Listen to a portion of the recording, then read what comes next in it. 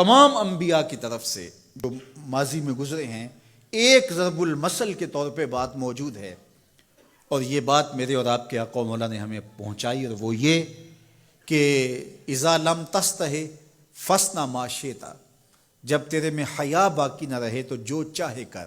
چونکہ حیا مانے ہوگا نا یہ بڑا ہے، حیا مانے ہوگا کہ یہ ماں ہے اور یہ بات میں نے نہیں کہنی، حیا روکے گا کہ یہ باپ ہے اس کے سامنے یہ کام نہیں کرنا، حیا روکے گا کہ یہ میرے رسول صلی اللہ علیہ وسلم کی طرف سے ممانعت ہے اور میں حضور علیہ السلام کا سامنا کل قیامت کے دن کرنا ہے، حیا روکے گا کہ یہ میرے رب کا فرمان ہے اور کیا میرا اللہ مجھے دیکھ نہیں رہا.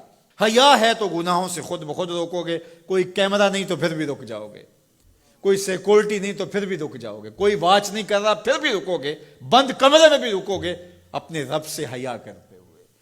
لیکن اگر رب سے حیا نہیں ہوگا، اس کے رسول سے حیا نہیں ہوگا، تو پھر جو مرضی کرو، پھر تمہیں نہ کوئی کیمرہ روک سکتا ہے، نہ باپ روک سکتا ہے، نہ ماں روک سکتی ہے، نہ بڑا بھائی روک سکتا ہے، کوئی نہیں روک سکتا تمہیں جب تمہارے اندر حیا نہیں ہے. حیا ہوگا تو پھر گناہوں سے خود بخود بچتے چلے جاؤ گے، برے اعمال سے بچتے چلے جاؤ گے، بد اخلاقی سے بچو گے، زبان سے جملہ نکالنے سے قبل سوچو گے کہ یہ جملہ مناسب نہیں ہے تو میں اس کو کبھی بھی نہیں بول سکتا، اس لیے کہ حیا مانے ہو جائے گا اور طبیعتوں کے اندر ایک نور پیدا ہوتا چلا جائے گا.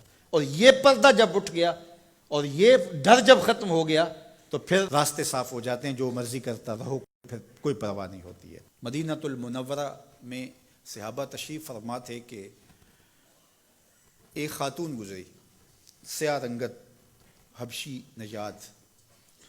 تو ایک صحابی فرمانے لگے اگر جنتی خاتون دیکھنی ہے تو یہ خاتون جا رہی ہے. تو پوچھا کہ یہ کیسے؟ کہا ایک دن یہ خاتون حضور کے پاس آئی اور اس نے کہا حضور مجھے مرگی کے دورے پڑتے ہیں تو میرے لیے دعا کر دیجئے کہ اس مرض سے مجھے نجات ملے. تو آقا کریم علیہ السلام نے فرمایا اگر تم کہو تو میں دعا کر دیتا ہوں اور یہ دورے تمہیں نہیں پڑیں گے، اور اگر تم ان پہ صبر کر لو تو میں تمہیں جنت کا وعدہ دیتا ہوں. اب تمہارے ہاتھ میں ہے، جو چاہو کر لو.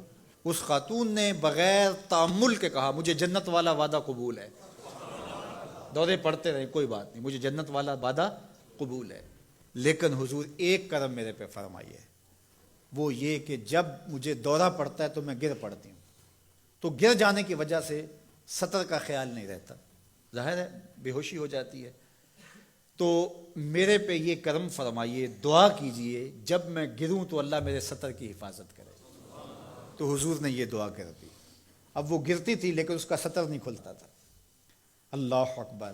تو اس کو کتنا خیال تھا اپنے پردے کا، کتنا خیال تھا اپنے سطر کا.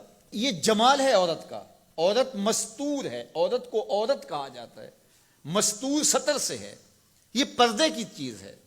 اور اللہ جل شانہ نے اوڑھنیاں اوڑھ کر کے رکھنے کی خواتین کو تلقین کی. آج جدید مفکرین تو عورت کے ساتھ مصافحہ کے راستے بھی نکال رہے ہیں. وہ کسی نے کہا تھا یہ عورت کی آزادی نہیں ہے، یہ عورت تک پہنچنے کے لیے مرد آزادی چاہتے ہیں. عورت سمجھتی ہے مجھے آزادی مل رہی ہے، یہ تجھے آزادی نہیں دی جا رہی، یہ تیری آبرو کو، تیری عزت کو، تیری ناموس کو تار تار کرنے کے لیے یہ مرد آزادی چاہ رہا ہے، یہ آوارہ لوگ آزادی چاہ رہے ہیں. تجھے کھلونا بنانا چاہتے ہیں، تو کھلونا نہیں ہے.